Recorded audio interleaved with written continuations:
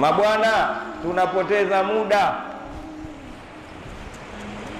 tunafeli. Mungu ametupa muda kwa maana utusaidie kwa ajili ya kumwabudu. Umeelewa? Hiyo nakupeni leo moja mwende mkafanyie kazi. Miaka yetu ni miaka 60 sawa sawa na siku 21,500, tena hiyo kwa ile miaka siku 360. Kama 365 siku 21,600 na 900 mbele. Hatufiki huko. Masaa ndio hayo nilokupa.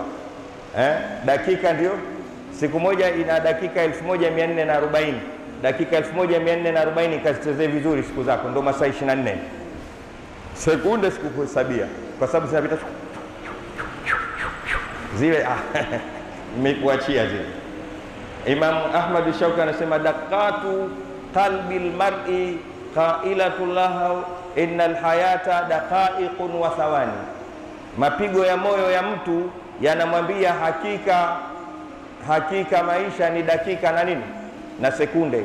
Na leo kamuulize daktari wako wa moyo, moyo wako ndani ya masaa 24 ukiwa unaenda mapigo ya kawaida unapiga mara ngapi? Ile ti.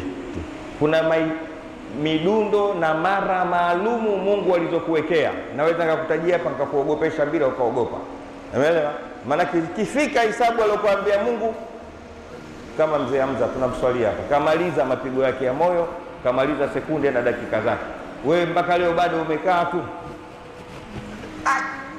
Kaliwa.